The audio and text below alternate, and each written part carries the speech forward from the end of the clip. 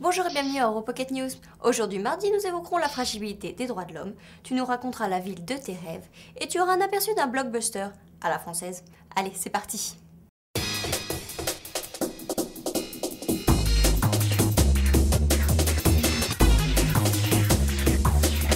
La liberté de circulation en Europe est un principe fondamental qui s'applique à tous les citoyens européens, non? Même à la plus petite des minorités. Alors pourquoi la minorité transnationale la plus importante d'Europe, environ 10 millions, subit grand nombre de discriminations raciales, sociales et éducatives? Une toute petite idée de qui je veux parler? Des Roms, des Gitans ou des Tziganes, comme vous voudrez. La décennie d'inclusion tzigane, une initiative de 9 pays d'Europe centrale et orientale pour améliorer le statut socio-économique, a été signée en 2005. Et lieu dans tout ça? Eh bien, les députés européens ont enfin voté une stratégie européenne visant à améliorer leurs conditions de vie et leur intégration. Il était temps. Continuons avec les droits fondamentaux de l'homme. Il y a 10 ans, une convention européenne sur la traite des êtres humains n'était qu'un projet. En 2005, ce projet fut signé et à partir de vendredi, cette convention devra être appliquée dans 10 des pays l'ayant ratifiée, comme l'Albanie, la Croatie, le Danemark ou encore la Roumanie. Et à partir du 1er mai, c'est au tour de la France. Ce traité du Conseil de l'Europe élabore des règles communes de prévention et de lutte contre tout type de traite des êtres humains, comme la prostitution, le travail forcé, l'esclavage, mais aussi le prélèvement d'organes.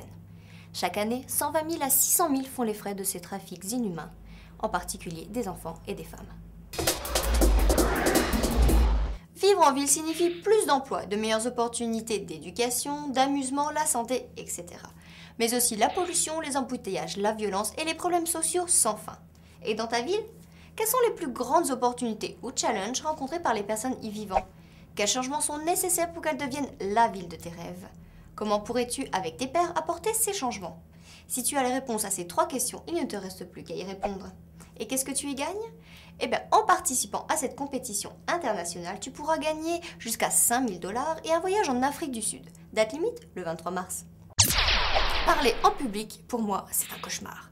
Le seul conseil qu'on ne m'ait jamais donné, c'est d'imaginer tous les gens qui m'écoutent tout nus. Pas sûr que cela m'empêche de devenir rouge écarlate. Mais les hôtesses de l'air de la compagnie Aussie ou la Houb n'auront pas d'autre choix. Ce week-end, une agence de voyage allemande a annoncé que dorénavant, les nudistes du monde entier pourront enregistrer leurs bagages et leurs vêtements avant de prendre place dans les tout premiers vols sans vêtements. Un rêve qui deviendra réalité le 5 juillet pour 50 passagers en direction des plages nudistes de l'île de Usedom en mer Baltique. Intéressé? Voilà, on s'arrêtera là pour aujourd'hui. Mais dès demain, on se retrouve ici même à EuroPocket pour la suite des news. Bonne journée, ciao!